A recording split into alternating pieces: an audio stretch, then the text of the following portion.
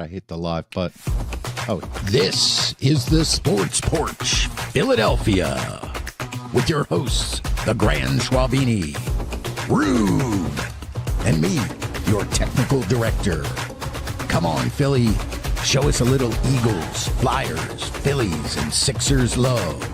The Philadelphia Sports Porch starts now.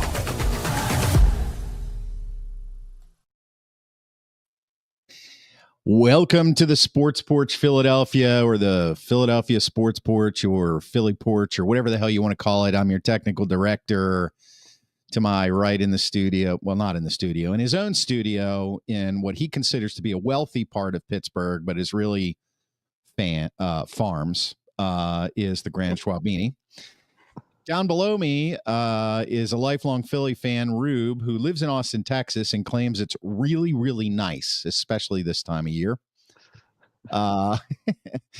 And what are we going to do? We're going to talk Philadelphia sports. They're going to do most of the talking because I do most of the working behind the scenes. But as you are our technical director, that's right. You got you are a hero.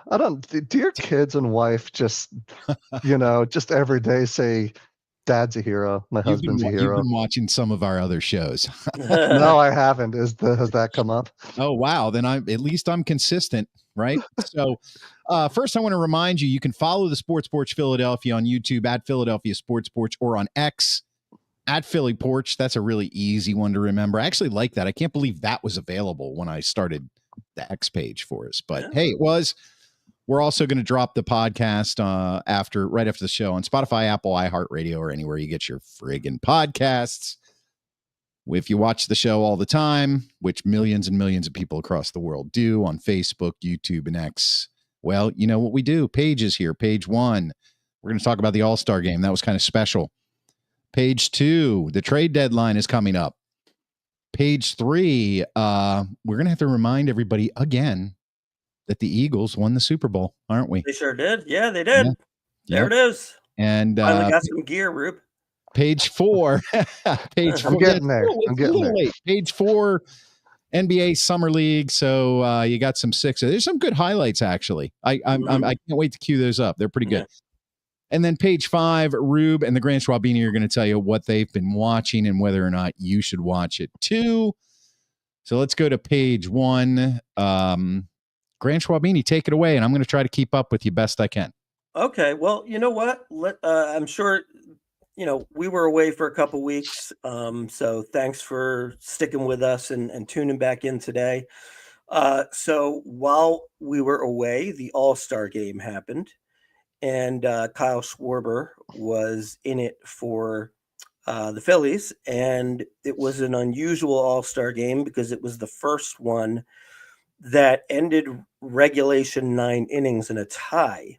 And the new format is to break the tie by way of a home run derby. And Kyle Schwarber came through in a big way. You want to see that up? My bad. You just go ahead and finish that sentence. It's the computer. I said cue it up. Oh, you said cue it up. Okay. I was moving. He said cue it up, not screw it up. That's right. Is correct. That is all correct. Right, field headed towards the wall, and he did. Oh, Schwarbombed in the All-Star game. Rallied in the swing. With the hat trick. Look out, Chop House. Now. So that was fun, right? Can I just break in here real quick and say that last one with that where he kneeled down and just crushed it? He does that. Well, that was one of the greatest home run swings I've seen in a long time. I just had to get that in there. Like, he just kneeled down and just blasted it. And I was like, oh, of course. So go ahead, guys. So that was fun. Would you agree, Rube? Yeah, it was cool. I didn't get to see it because I was overseas, but I did hear about it afterwards. I think here would be my question. What do you think of that being added to baseball as a regular go-to as far as ending the game with baseball's version of a shootout? What say you?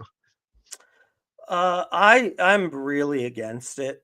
Okay. I mean, look, now I would say this: is it entertaining? Sure, right.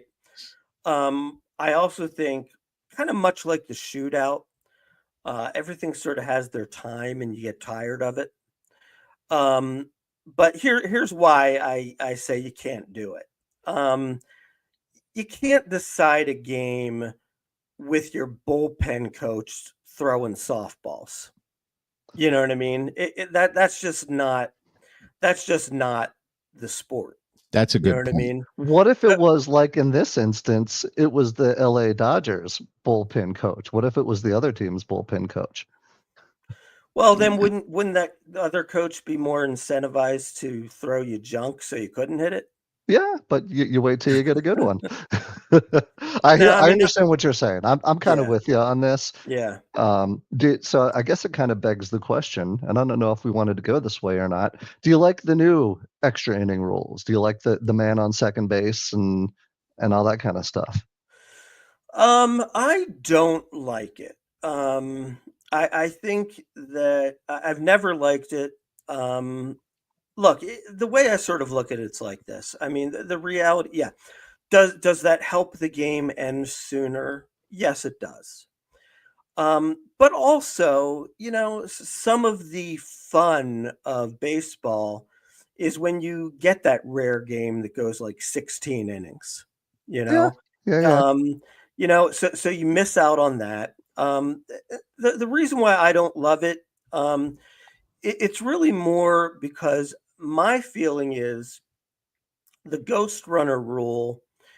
I feel like it favors the away team, and the away team really shouldn't be favored. Because you got a guy on second. I mean, look, now not everybody does this, but look, you can get him over to third with a fly ball to the outfield. You can bunt him to third. Then all you need is like a ground ball to score a run. I think it puts the away team in the lead and really puts the pressure on the home team far too often. So I've never been a big fan of it. But I mean, I'm used to it. It's not like I'm dying over it, but I'm not a big fan. I would rather just go back to the old way. Okay, a What's your what's natural. your what's your thoughts on it? I like it. I like the games moving a little faster. I think things need to evolve.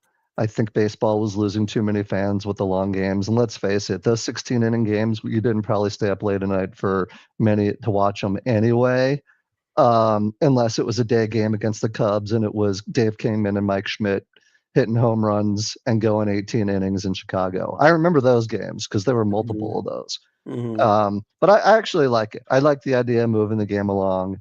And you're probably going to win some, you're going to lose some. I understand what you're saying about it giving an advantage to the away team and putting the pressure on the home team. But I don't know what the stats say. I'd like it. Maybe start a guy at first base instead of second base. May be a good tweak to it. But I say keep it and evolve. What do you say, TD? I'm with Mark. I think that was part of base. I'm a purist in a lot of ways with a lot of sports. At first, I still don't like the idea of a robo umpire, but we don't have to get in the weeds on that. I love the human element of the game, and I don't like it. I just don't. I wish they'd go back to just playing extra innings. What about the pitch clock? I think the pitch clock was good. That was one of the good things they've done because it does speed the game along. Hmm. And I think the adjustments that were made the first year with more stolen bases, and it kind of helped that because stolen bases were starting to become something of a lost art. So that helped there. So they have made some tweaks here and there that seem to benefit, say, a purist version of the game. But the putting a runner on second, look, you didn't earn that. Yeah, You know, understood. congratulations, the game's tied. Here's a runner and a leg up. Like I'm with you, Schwaber. Now, here's another thought for you, Rube. Just kind of as an aside. Now, I know I'm sort of taking a stance against a Philadelphia, so to speak, but I have to admit, what do you think about the fact that they gave Kyle Schwarber the MVP without him having a hit in the game? I don't see. To me, I think that was a bridge too far. I thought that it Yeah, was cool to see, yeah, but you can't win MVP for that.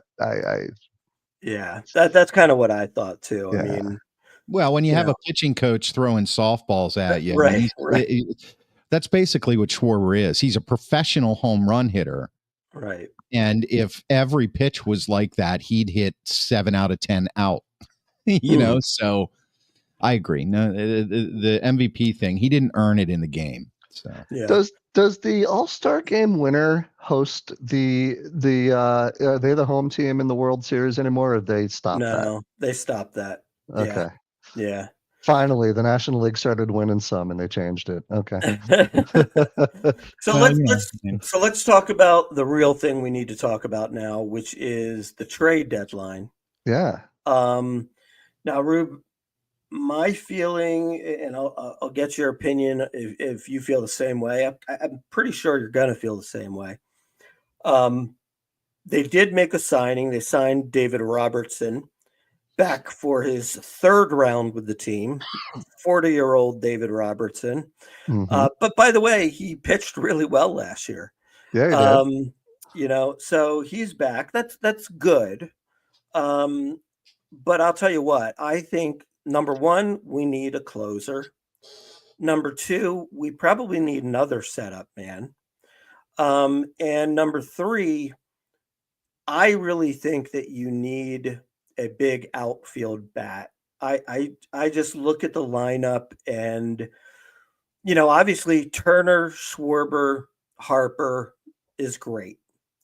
Then when you get to four, you're looking at Bohm, Castellanos, JT Realmuto type, and that's kind of like average. And then once you get past, the sixth spot, it's pretty bad. Yeah. So it's I just think you need another big bat in the lineup. So I think they really need three things: closer, setup man, and another bat in the lineup, an everyday player that's got some pop. How do you see it? So says every contending team, Mhm. so to speak. Everyone would like a big bat. Everyone would like, most teams probably would like a setup man or a starter. I'm sorry, or a closer.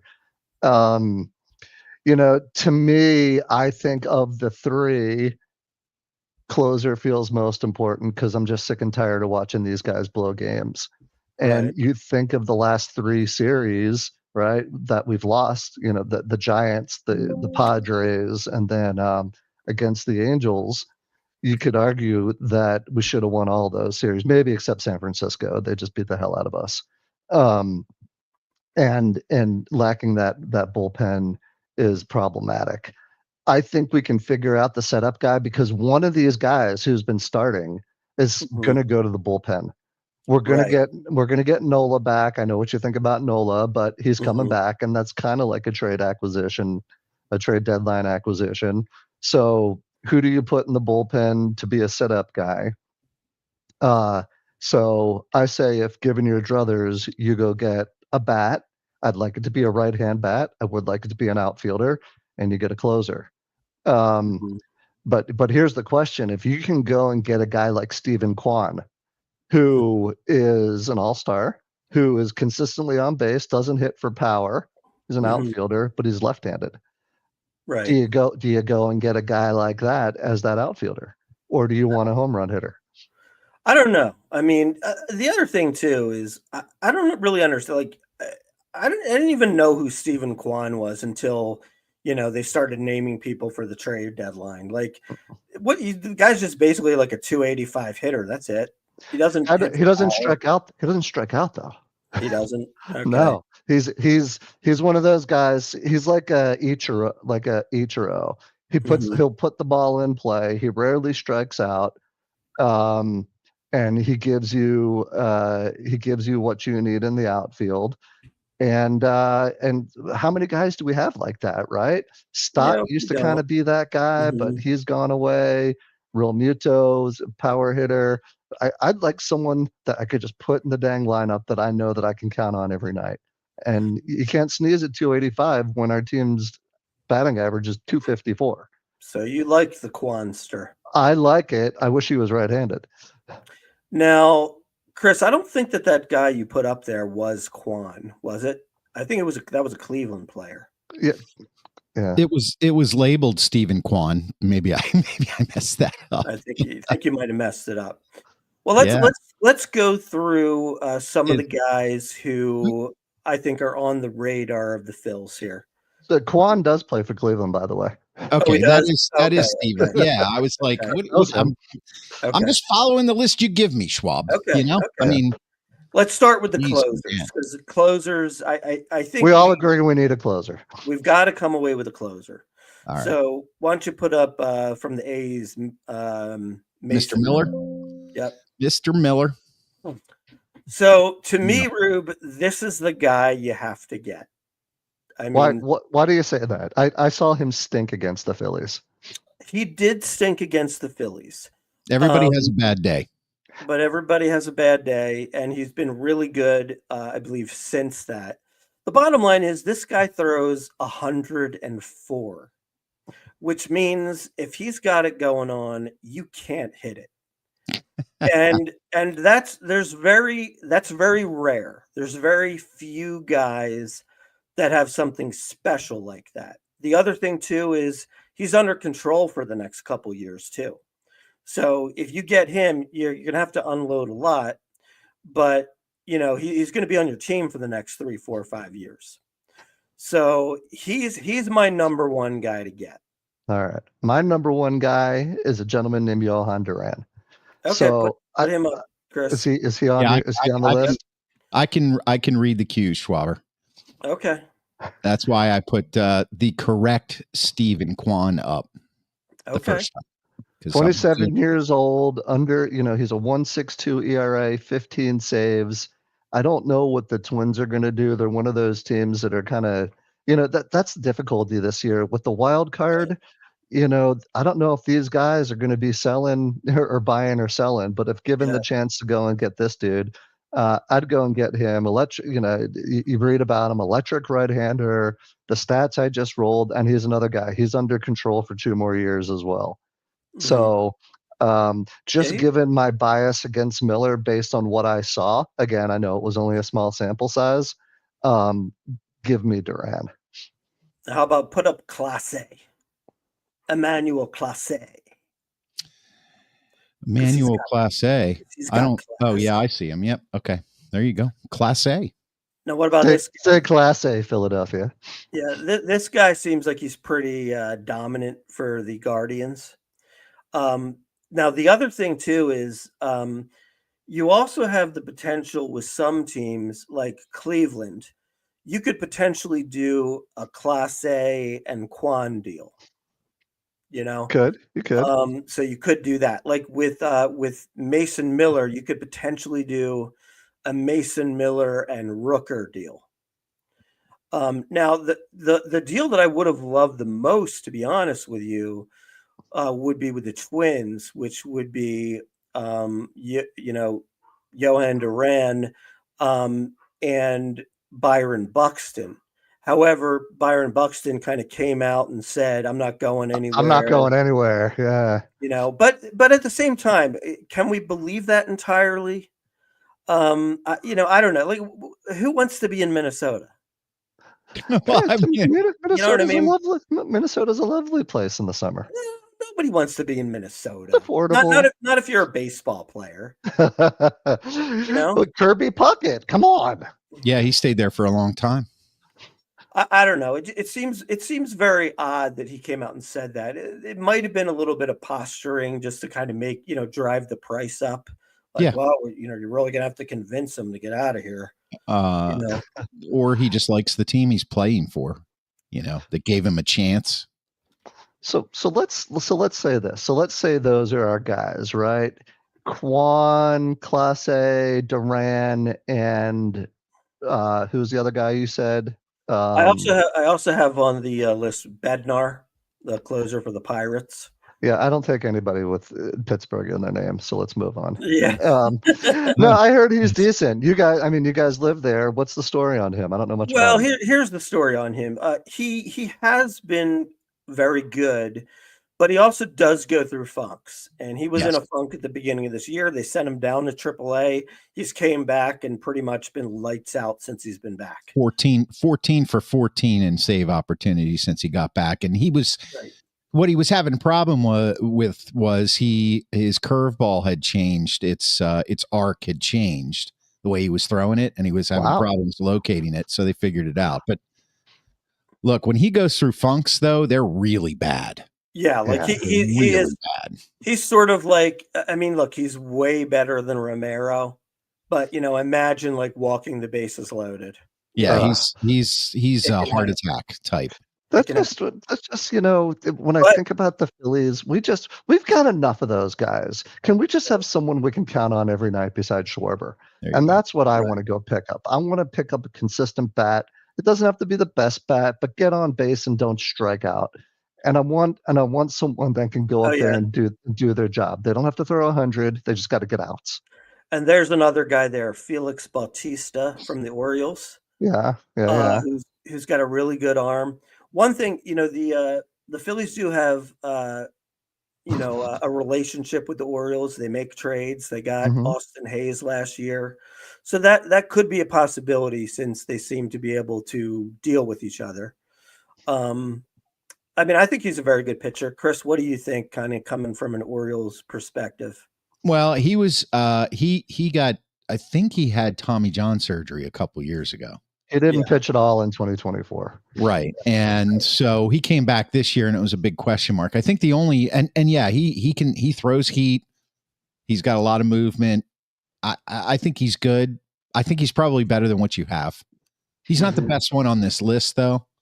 But yeah, he's got a high walk ratio too. And again, we just talked about just get outs. I don't need you to throw 100. Just get people out, please. This is classic Orioles bullpen from many years ago. They'll get a huge dude as a closer that can throw 1,000,000 miles an hour, but he has control issues. So this is like par for the course for them. Well, but he correct me if I'm wrong, Chris, but hasn't he also been like on fire for like his last 10 starts or something? Yeah. He's good. He's good. But he's like Rob said with the walk ratio, that's another heart attack. Also too, here's another potential tandem deal. You know who else is having a pretty good year over there? Sir Anthony Dominguez. Would you take Sir Anthony back? No. That's enough. I always thought Sir Anthony was pretty good, man. All those guys kind of felt the same to me, right? Sir Anthony Dominguez, Jose Alvarado, Hector Neris, all those guys always seemed like the same dude to me, and none of them were really reliable over an extended period of time. My feeling is if you're going to win, you got to go do something different. We've already got one retread with Dave Robertson. Can we go off the board? Maybe go with a dark horse. Because listen, all the guys we're naming, everybody's going to want. Right. So my question would be, who's not on the list? Who may be a dark horse to go and get in the bullpen or in the field? Well, here's one thing that I'm thinking of. Now, nobody's talking about the Phillies for this guy. But you can put him up, Chris. Eugenio Suarez, third baseman for the Arizona Diamondbacks, who is like, I think he's got like 35 home runs or something like that. He's got some pretty sick numbers. Like he's a true superstar. He bats right-handed. Look, you've got Bohm on the DL. He's probably going to be out for a month, right? Look, the bottom line is Bohm's a nice player, but he's not a star, right? I wouldn't mind taking a shot at this guy to play third base. Maybe even throw, Alec Bohm in the deal. Now you're going to have to give him some of your best prospects for sure. But, I could use a change of scenery from Bohm at third base, and he's a big right-handed bat. What do you think about him? I think that would be a coup, to be honest with you. And well, what about this? I like the idea of trading Bohm for him and a prospect. What if you don't trade Bohm? Why don't you put Bohm at first and move Harper back to the outfield? You could, but Harper does also have, like, he's been dealing with a wrist injury this year. Yeah. So doesn't seem to be bothering him over the past few series. My goodness. Yeah, he's gotten hot. Yeah. Now, Glenn, I think I put a few other hitters on the list. Put up another guy or two. I think there's a guy from Boston. Duran. Duran. Yep. What do you think of him? I don't know much about him. He's I think, let me look at my notes. I think he's a left-handed hitter. And the recency effect is big because we just saw him hit a leadoff home run the other night against us. Right. But I don't know what he really buys us in the grand scheme of things. I honestly don't know much about him. What do you know about him? I don't know much about him either. It just seems to me like he's like a solid player. Not anything special, but he's going to hit like 280. He's going to hit like 14 home runs. He leads the league with triples. Does he? Yeah. So how many does he have? 10 triples. How 10? many? 10. Well, that's pretty good. Yeah. He led the AL in doubles and triples a year ago and is a 2.5 WAR, and he's under control through 2028. Well, that's pretty good then. I don't know. Yeah. Maybe that's a good choice. How's Boston playing this year? What's their record this year? Are they under 500? I think they've been on like a win streak, but they're kind of like a borderline if they're going to sell or not. Who else do I have on the list for the hitters, Klein? Oh God, let's see. Hey, there's another guy out there that you guys should know.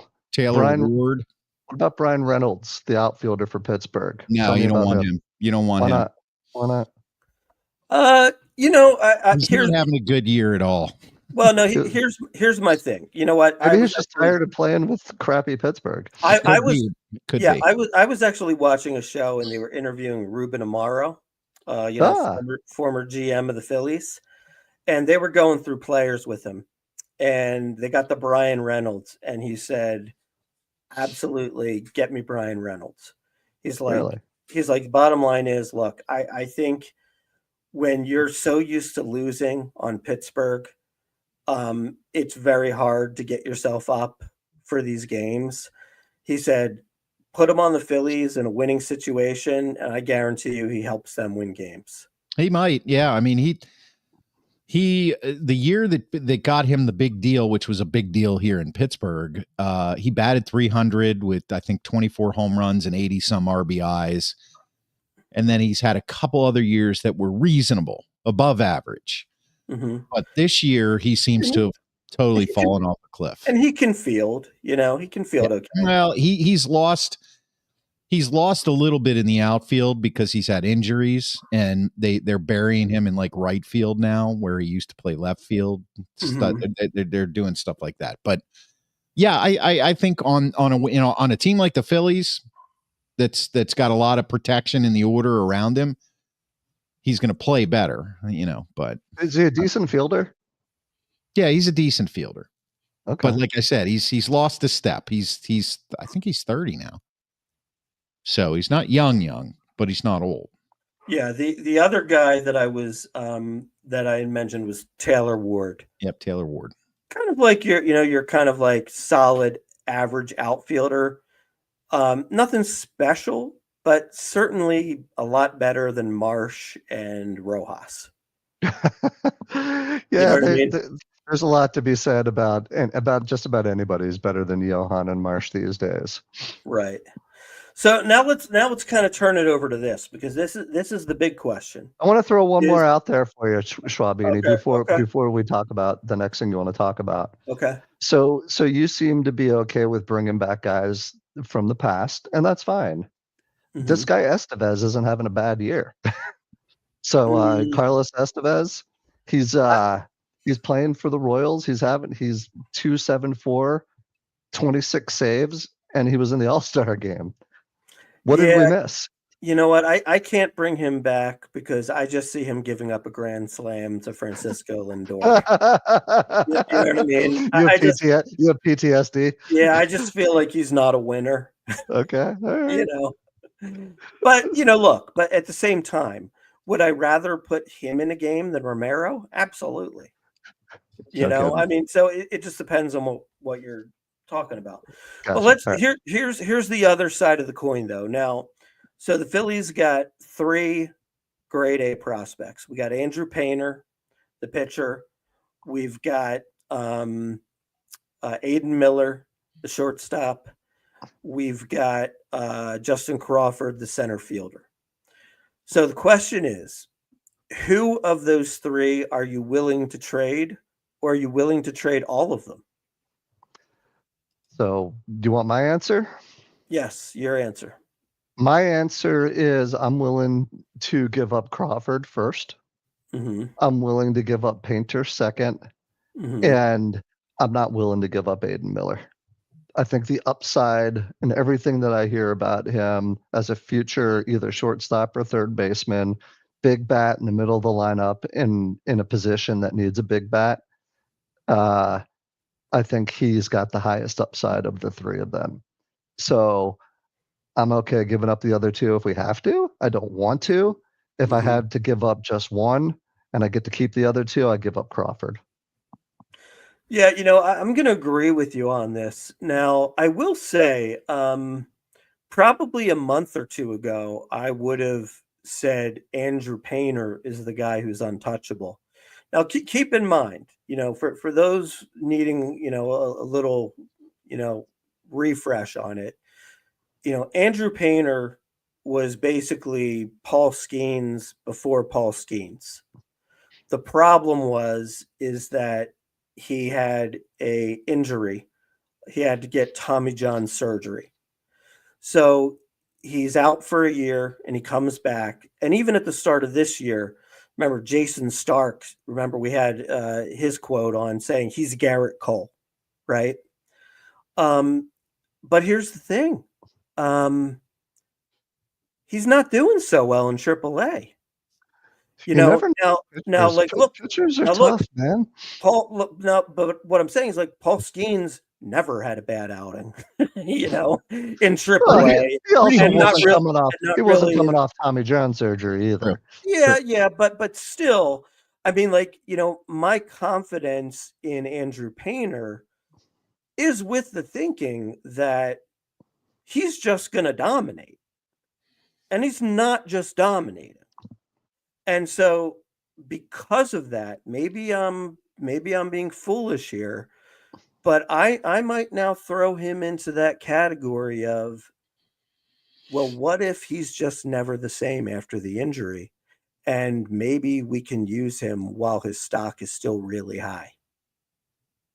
I think that's a like you said, you're selling high, and if you can go and get one of the 3 things that you called out at the beginning of this conversation that is going to turn you from a 500 team, again, listen, we're 500 since June 1st, more or less, into a contender in a flawed National League. I think you got to go do that with this group, right? You named them: Harper, Schwarber, Turner, all the Ers, so to speak. And you're going to lose Real Muto, or you're going to lose 1 or 2 of these guys, and they're getting older. So I say we go for it. And you just never know with a pitcher. To your point, you just don't know what Painter is going to give you long term. Right, he could be the second coming of Garrett Cole. He could be. He could not be. Right. And remember a few years back, Sixto Sanchez was the guy. He was the guy that was untouchable, right? and Yeah. we traded him to get JT Realmuto, and Sixto Sanchez went on to, when he pitched, he was pretty good, but he kept getting hurt. Yeah. And, so he's basically nothing now. Yeah. So I don't know. I mean, so, I'm just going to give you, let's just, if you've got to make two moves, because, you need pitchers and you need a bat. What are the moves? Who are you trading and who are you getting? Yeah, I think you go and get if we can go and get Duran as the reliever, as the closer, I think that's number one on my hit list. Again, I think everyone's going to be going after him. If I'm hoping for a bat, I like Eugenio Suarez. I'd love to get him and take your chances with Bohm and maybe trade him or move him the first and play that way. But I wouldn't mind seeing Quan in a Phillies uniform. The only struggle I have with him is he's left-handed hitter and we need a right-handed bat. But move him into the move him to the leadoff position. You got a solid outfielder under control for a couple of years. Those would be the two that I would go and target. And I'd give up, any combination of Bohm, Crawford, and if need be, maybe you throw an Abel in or a Painter, but that's what I would do. Yeah. So my trades are going to be, I'm gonna go to the A's, and I'm going to get Mason Miller, and I'm going to get Brent Rooker. I know he's a DH, but I'm going to play him in the outfield. He does play some left field. To do that, I'm going to give up Andrew Painter. And I'm going to give up a couple of our kind of like B-level prospects. Like, there are some other guys that we have that are highly thought of, like a guy named like Escobar and, a couple guys like that. So I'm going to try to work that. And then I'm going to try to see if I can pry away, Eugenio Suarez. It's going to be really tough. I mean, I think somebody's going to give up a huge package for him, but, maybe you go with like a Mick Abel, and, pretty much like every prospect that's pretty damn good except for Aiden Miller. And so they take it. to replace an all-star from last year. Right. Yeah. Give him Bohm, Yeah. Look, I mean, if you're losing Eugenio Suarez, replacing him with Bohm is actually pretty damn good. I would say that, especially giving up the package you're talking about. I don't know if I'd give up all that though. Right. So, but my feeling is, look, you got to try to win now. I mean, Turner, Schwarber, Harper, your three best players, they're basically 30 and up now. Realmuto still hits pretty well for average in singles, but his power's kind of gone. Zach Wheeler's 35. Zach Wheeler's 35, and he says he's only pitching 2 more years. Yeah. So you got to win now. So, you got to push all the chips in. And, as who was that guy from the Giants who said, I'm pushing all my chips in? Pushing all my, who was that? Who was that guy? I forget who that was. But I don't remember. Yeah. I don't remember. Okay, right. So that's page 2. That was the longest page of all time so far. I think it's a good discussion, though. I think it's timely discussion. Yeah. I hear the Phillies talk a lot about we want to be good for the next 5 years. So how do you balance that? So my question, Schwabi, would be, hey, we go make that move you're talking about for Suarez, and it doesn't pan out the way we want it to pan out, and we lose those guys. Are you willing to not be in the playoffs, in a couple of years and for a few years past that? Well, I kind of look at it a little bit differently. Okay. The way that I sort of look at it is that, you have these prospects.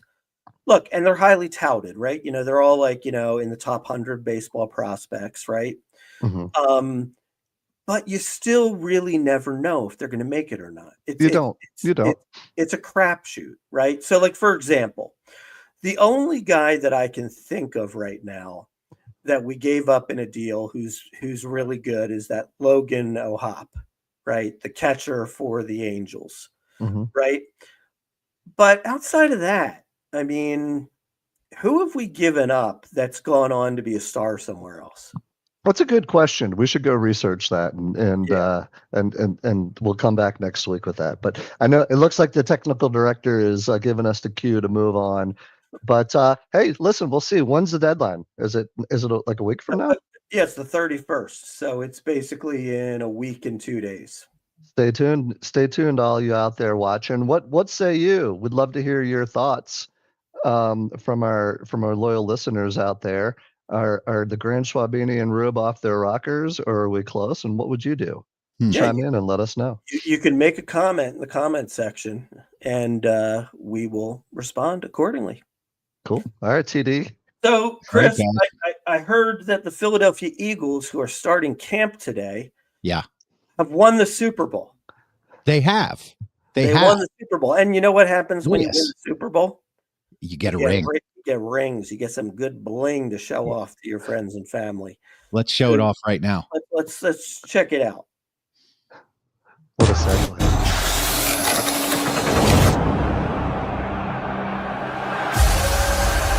The ring. The Philadelphia Eagles have won Super Bowl 59.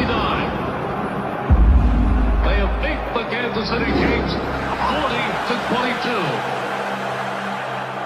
Eagles fans, celebrate and rejoice.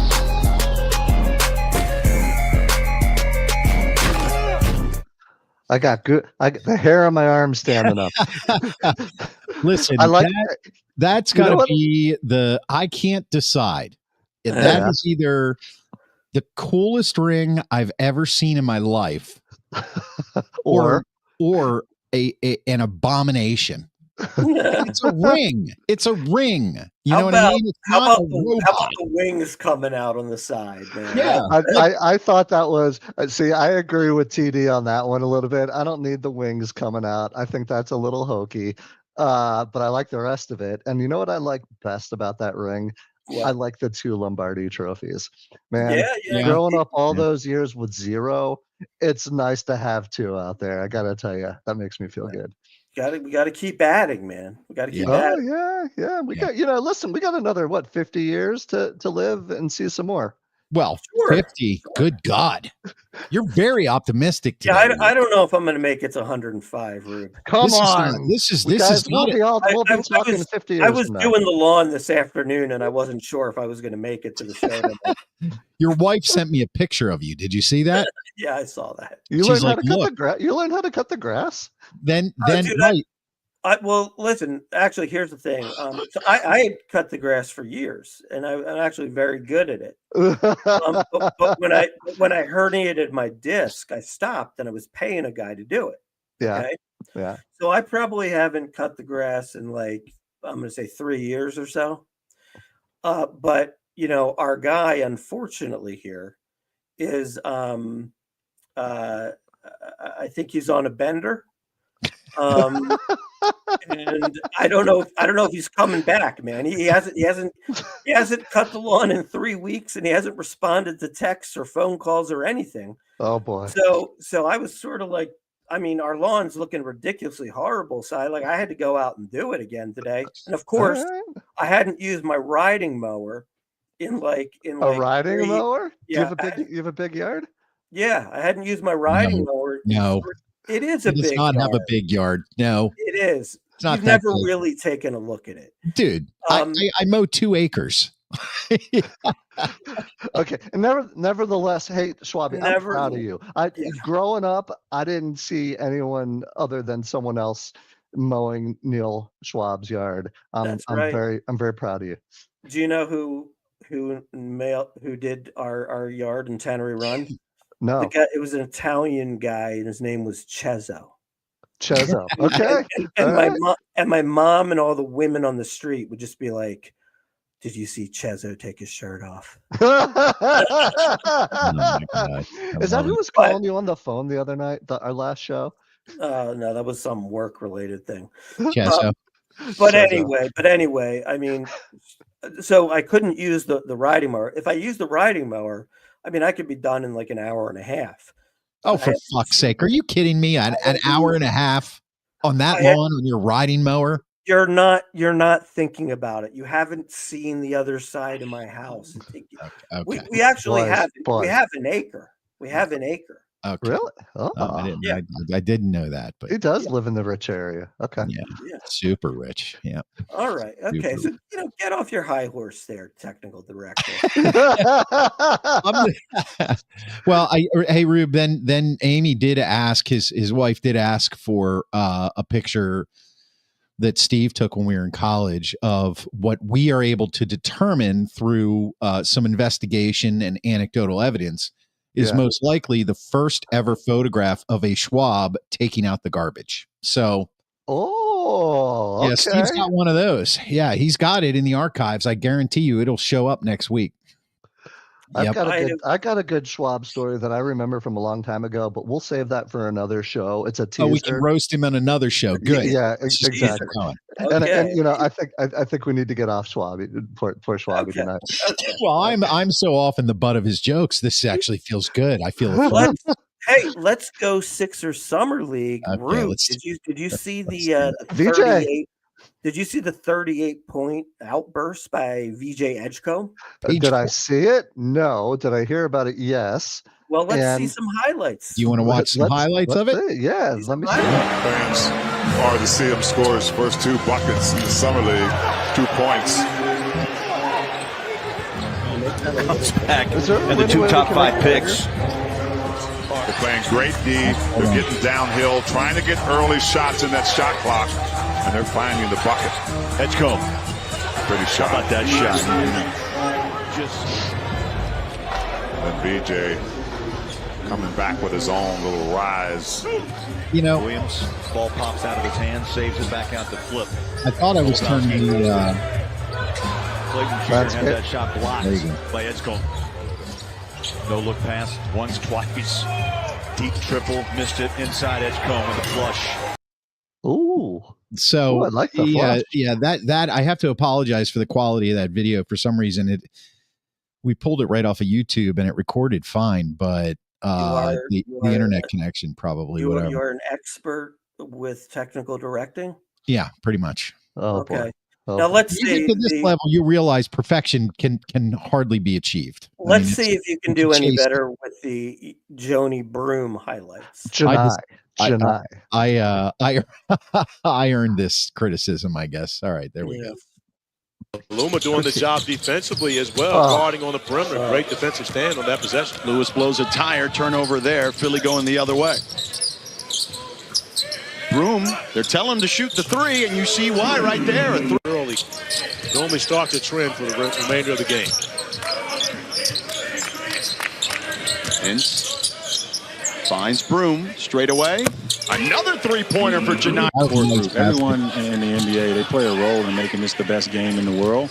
And I've been given a lot, and I know what goes into it. So I have a great appreciation for everyone. So there you have it. All right. Well, so Rube, I guess you didn't really see it, but so Edgecombe in his first game, he had like a 38-point game with like I think 10 rebounds and 4 assists. And in the very same game, he was going up against the guy that we were thinking, should we take him or shouldn't we? What was his name? Ace Bailey. Ace had like 7 points and 7 rebounds. Ace. We clearly won that deal. We did. We got the better end. And I'll tell you what, I think Broom can play, man. He can score. Like he scored at Auburn. I think everybody forgets. This guy was like up for Player of the Year, I think, for a couple of years. I think that the book on him is he's a little older and he doesn't have a very high ceiling. He'll give you, it looks like he can shoot some threes. He's slick inside. He's lefty, so I think that throws people off. And for a second round pick, I think that's high value for a second round pick. Yeah. I just we're not making our prediction for the seasons quite yet off of a couple summer league games. But listen, I like the youth. I like these guys coming out and showing they can play. Edgecombe looks for real. I just don't know where they're going to play him. Right? They're talking about playing him at small forward, but God, he seems not big enough to play small forward in the NBA. Yeah. So we'll have to see. Yeah. All right. So is it what we're watching time? Yes, it is. Okay. What are we watching? Would you like me to intro that? Yeah, why don't you intro it? See, give it a shot. Okay. Well, one of the greatest things in life is giving back, and we realize that. So we like to give back something extremely valuable, time. We give you time. And the way we do that is we watch everything we can that streams on Hulu, Prime, Netflix, HBO Max, name them all. Paramount, that's a good one. Yeah. Peacock. Right. Peacock. The cock, right?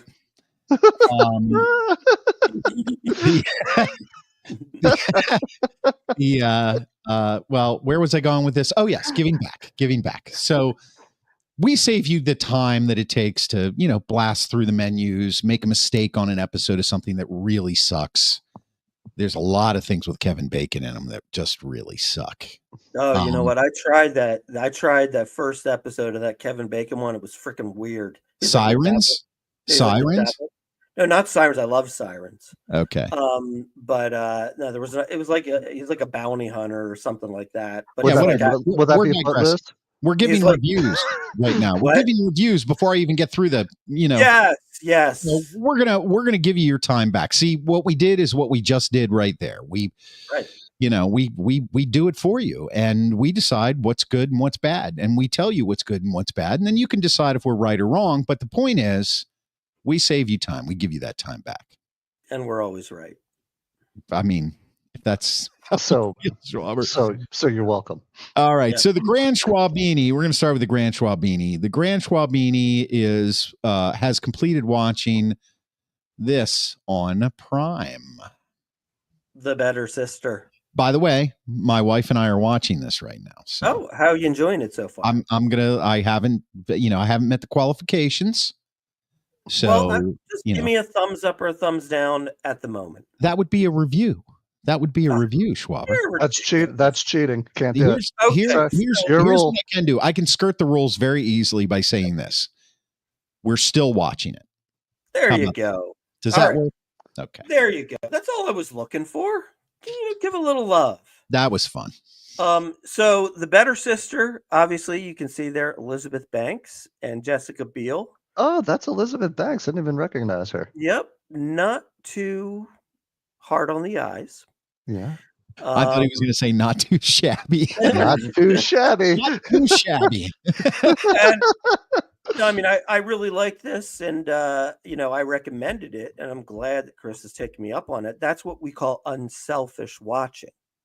When somebody makes a recommendation, and then you henceforth follow suit and watch it. So what's it about? I know nothing about it. Tell me. Obviously, it's about sisters, and which one's better? I can already give you the answer to that question. What it's about? It's kind of. I don't want to give too much away, but simple as this: Jessica Biel's husband gets murdered, played by Corey Stahl. Okay, gets murdered, and Elizabeth Banks obviously is sisters with Jessica Biel, and they have had quite a rocky history together. Yeah. And so the question becomes, who killed this guy? Was it, potentially Jessica Biel's son? Was it, now the Jessica Biel's husband was an attorney and he was working on a really delicate case. Was it, somebody from, organized crime who took him out? So, there's a lot of different factors at play, and I think it ends up in a way that you probably don't see coming. And it was really nicely done. Kind of an easy watch. I think it's 8 episodes. And 2 thumbs up from the Grand Schwalbini. Okay. Better Sister. All right, the Better Sister. Rube is watching or has watched. This is a movie, right, Rube? Yep, it's a movie. There you go. The Amateur. I've seen it. So I watched a lot of bad movies because I was on 22 hours of plane rides over the past couple of weeks. By the way, I did not take your advice. I ended up watching the Bob Dylan movie, Grand Schwabini, even though you said thumbs down. Yeah. And you're right. By the end of it, I really just didn't like him very much. Right. So I was right but on. I thought Chalamet did a good job. I think the acting was really good. Yeah. But anyway, so this was the first one. I was going through and trying to pick out like on all the new hot on Delta, and this is the only one that really looked interesting to me. Maybe next week I'll talk about Barbie because I had to break down and watch Barbie finally. Really? I watched Barbie. In fact, I watched Barbie. Listen, there's there's only one reason for middle-aged white men to watch Barbie, and we know what it is. I don't know what you're talking about. So getting back to the Amateur. So listen, I think here's what I would tell you. Rami Malek, I think is a really good actor. I really enjoy him. The big jaw kind of throws me off a little bit. I just always see him as Freddie Mercury. Right. But he played a good role in this movie. Fishburne's in it. What's her name? Rachel Brosnahan, who played Miss Maisel, was in it. And essentially it started off kind of like what you were talking about. So Rami Malek's married to Rachel Brosnahan, apparently very in love with her, very doting husband. He works for I think it's either the CIA or the FBI. And she goes away on a business trip, wrong place, wrong time. So you would think, and she ends up getting murdered. And no one in the FBI, I think it was either the FBI or the CIA, would help him go figure out what's going on. So he decides, as kind of this genius analyst, that he's going to go figure out and go avenge his wife's murder. And it takes you through the story. I wouldn't give it 2 thumbs up. I'd give it a thumb up because I thought it was an interesting story. I thought it was somewhat predictable. But for an airplane ride and a couple hours of your time, really good actors and a good time, not the best use of your time. I also watched this movie. What did you think of it? I give it 2 thumbs down. 2 thumbs down. Okay. Yeah, it just, the problem with it was great actors, right? Yeah. Rami Malek and Fishburne, love those guys. Yeah. And even they couldn't do anything with this plot. Yeah. You know what I mean? It just wasn't really that great of a story. It wasn't really that believable either. And there was just like nothing to it. Like this was another example of, it's a little early for you, but 3 months from now, I would argue that you will not remember barely anything that happened. Or you will because it's like every other murder, right? I mean, and getting vengeance. Yeah, I mean, it's kind of like. It does kind of fall into the category a little bit of like action never fails. So there's a lot of action, and if you like watching things blow up, you'll get your fill, and you'll pass the time. But that's kind of what it is. It's a time passer for me. It's an airplane movie. It is. It's an airplane movie. Yeah. Yep. So there you have it. Imagine if you were me, seeing it in the theater and not in an airplane. Now it's even worse. So there you go. There's the difference between your 2 thumbs down and my 1 thumb up, not 2 thumbs up. Right. It all depends on geography. And were you in first class? I struggle. Yeah. What do you think? Yeah.